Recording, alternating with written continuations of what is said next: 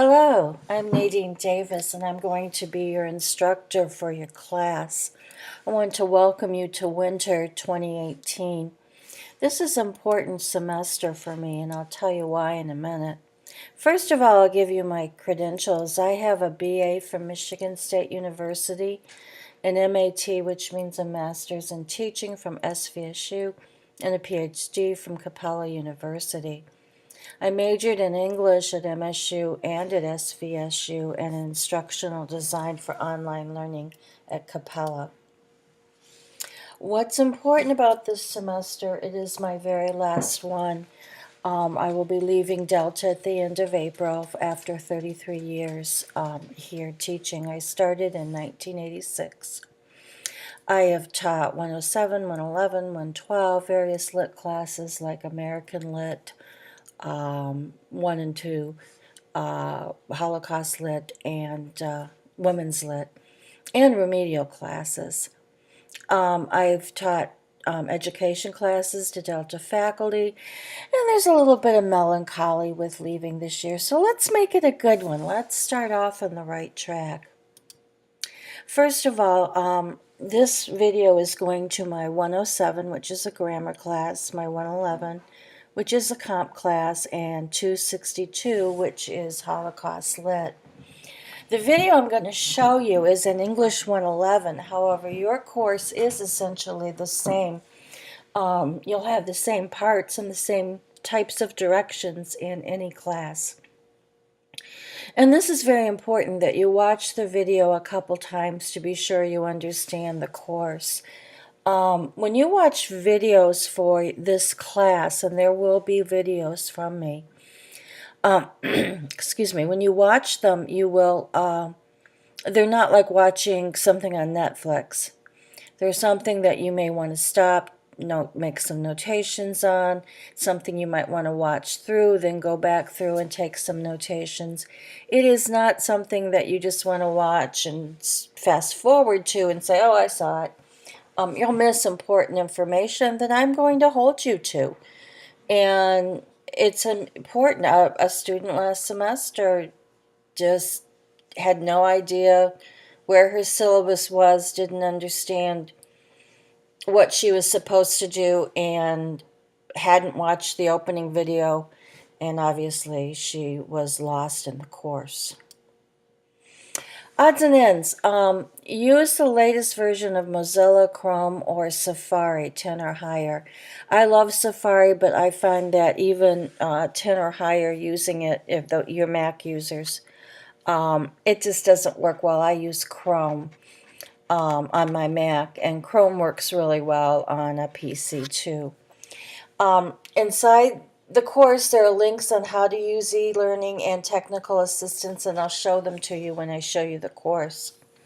Please remember the division of kind of how you're going to send your questions.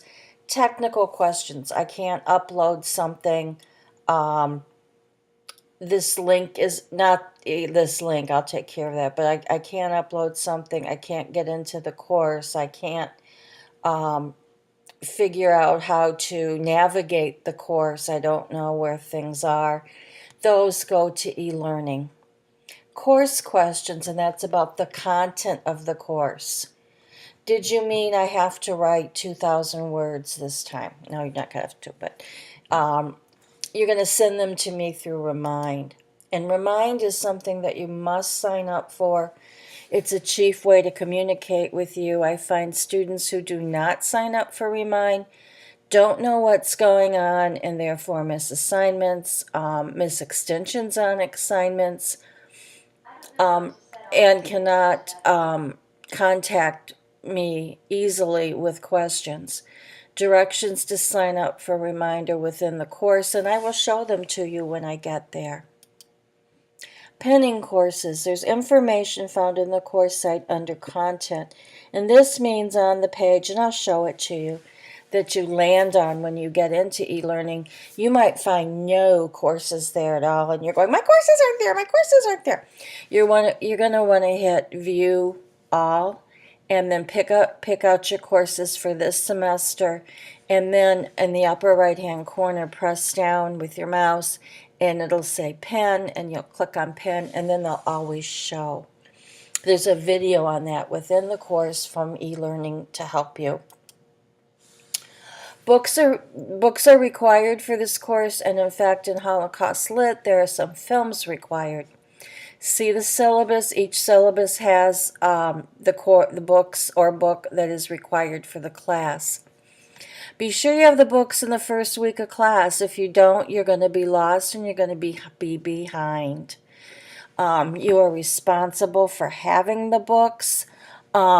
If you are paying for your books by yourself, use Amazon or another source. They're cheaper. If you're on financial aid and can get them there, go ahead. But if you're paying for them themselves, look somewhere else, please. Attendance, and this is very important, and this trips people up very early in the course. I will drop anybody who does not attend the first week of class. If you don't start this class off on the right foot or the left foot, depending which one you are, if you don't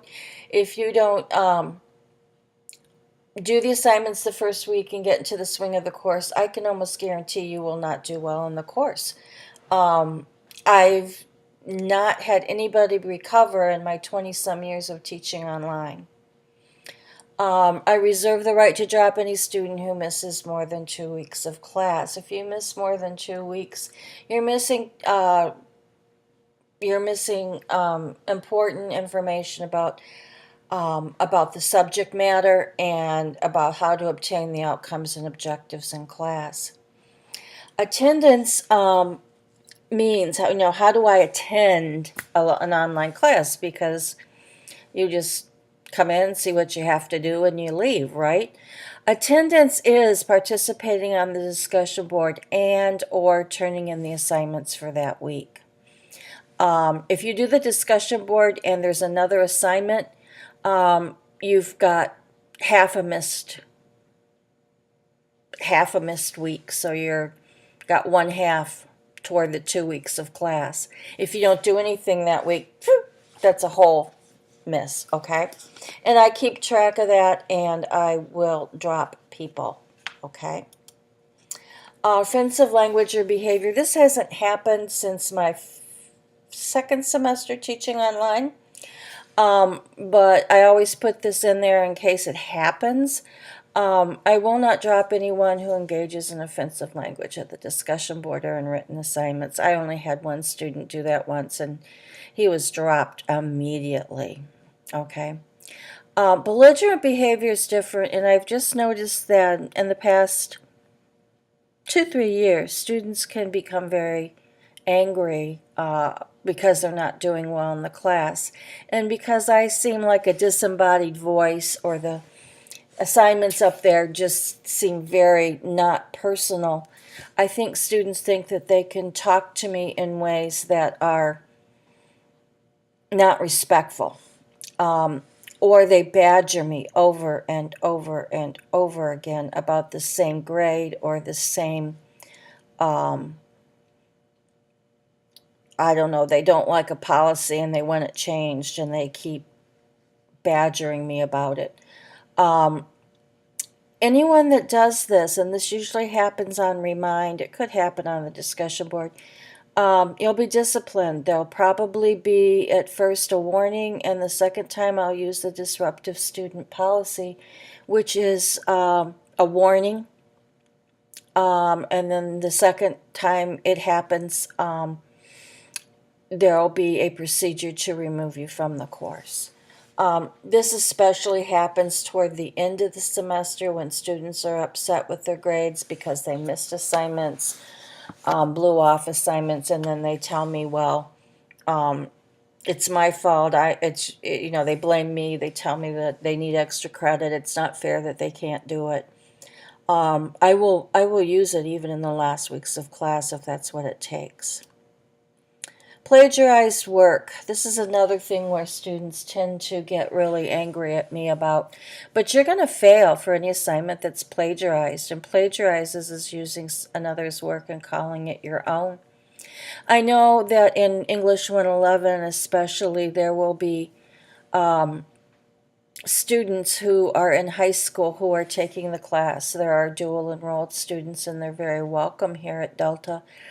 But I've noticed that those who are in the same school will work on the same assignment together, and then what's up on the discussion board from those two people who have worked together sounds incredibly the same. Knock it off. You're in college. You work on your assignments by yourself unless I tell you to, okay? Yeah, you can talk about an assignment with somebody else, but you use your own ideas. That's plagiarism, and some students last semester were rather shocked that they failed because of it.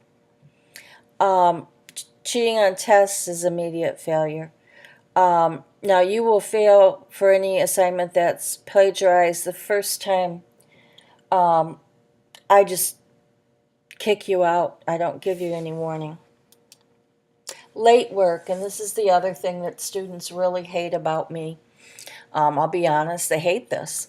But late work's not accepted for any reason. If we're going to have a good discussion going in the class, you've got to post your first post on time so people have something to read. If I say, you can turn it in any time, then we've got a discussion that's just a mess because half the people don't post. Each week, you have a week to complete your assignments. There's no reason for you to turn work in late unless if you're in the hospital with 2 broken legs and 2 broken arms. And I tell you, that's about what it takes for me to give you an extension. I am not an ogre that, well, you're in the hospital, too bad, you fail. I'm an ogre when you don't tell me what's going on, when you disappear for a couple weeks, then come back and say, oh yeah, I was sick. That's not gonna fly, okay? So let me know, or have a relative let me know that you're in the hospital or something's going on. But you have a week to complete those assignments, and they better be in on time. Do not leave the assignments to the due date in case of technical difficulties. I had one student every week last semester who couldn't upload something to the Dropbox. And she was always trying to upload it at 10 to 12 or, right near the due date. Due dates are 11:59 p.m., period. Everything's due at 11:59 p.m. on the day that it's due. And she would wait till, quarter to 11, or sometimes just right before it was due. And I'll tell you what happens is the server gets overloaded with people uploading assignments at the last minute. And you might have technical difficulties and you might not get it in. And oh dear, that's not my fault. That's your fault. Don't leave it to the due date. Don't leave it to 10 to 11 to start, or 10 to 12 to start. Many of the assignments you cannot start at 10 o'clock and get done by 12 or 11:59. If you find yourself working on the day the assignment is due, this is another thing. I'm not going to be available for your comments.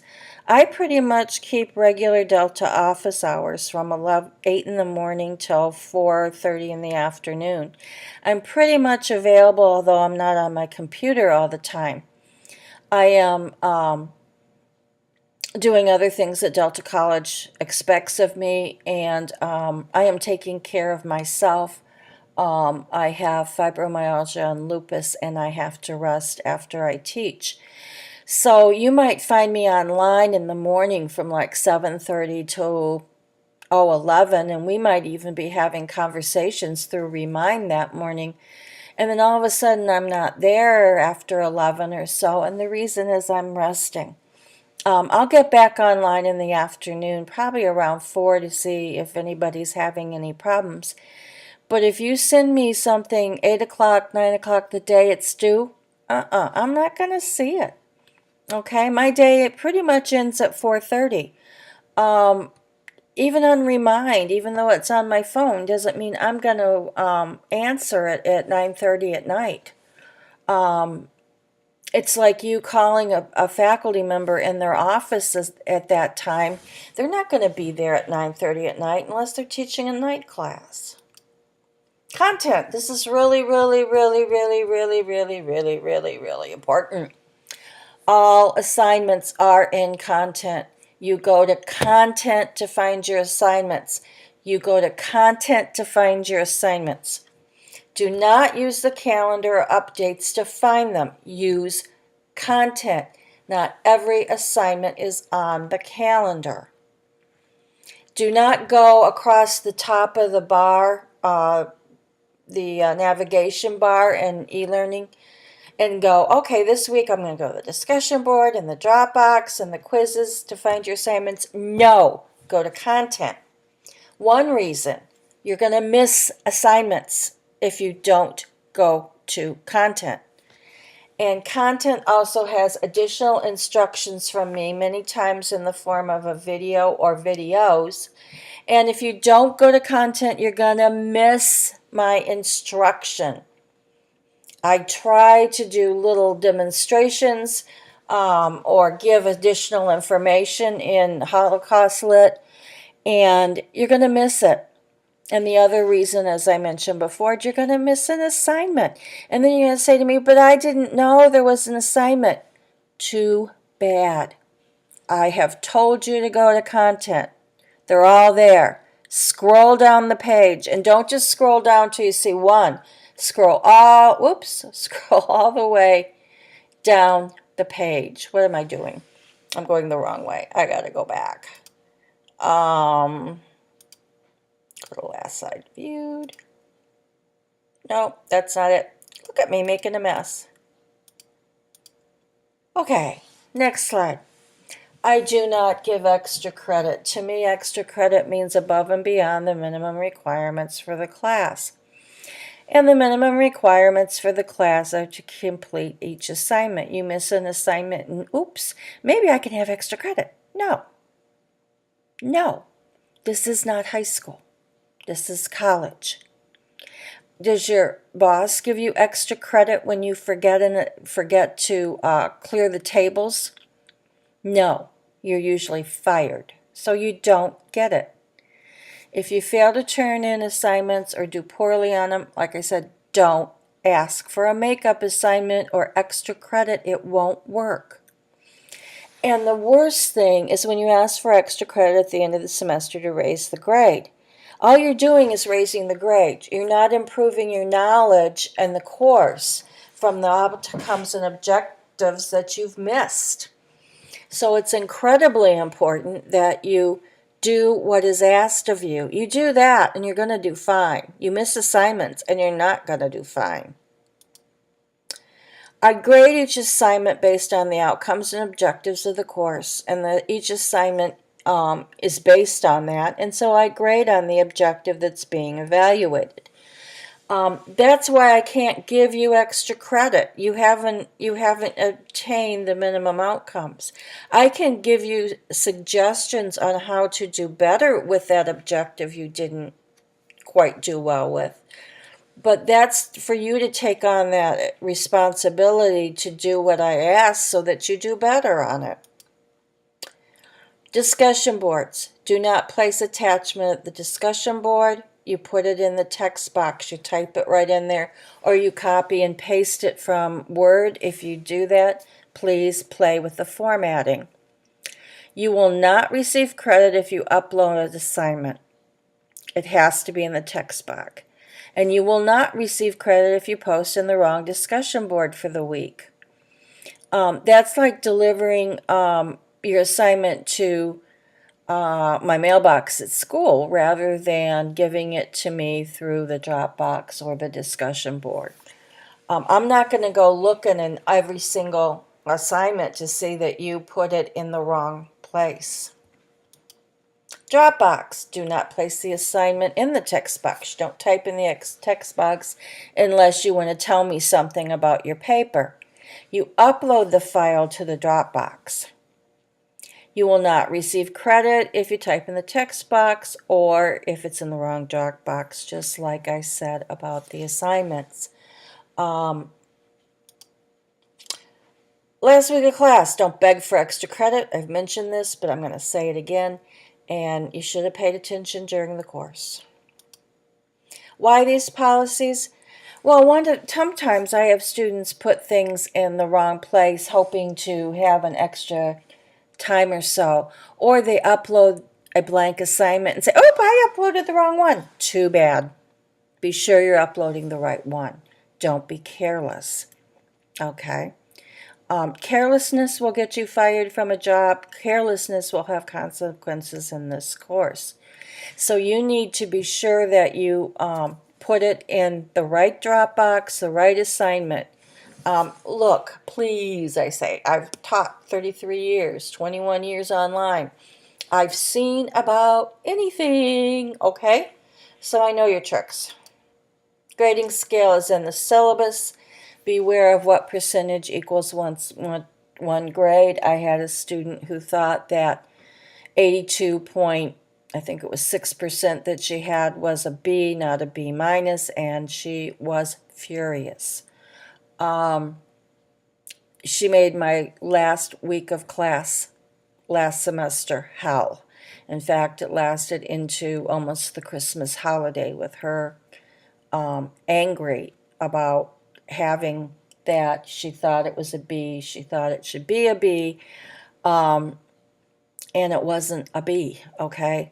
So be aware of what percentage equals what grade, okay? Don't assume that because another instructor has 83% as a B, that it's going to be a B in my class. It's not. You know, her 82.6 would have rounded up to the 83 and she would have had the B. Nope.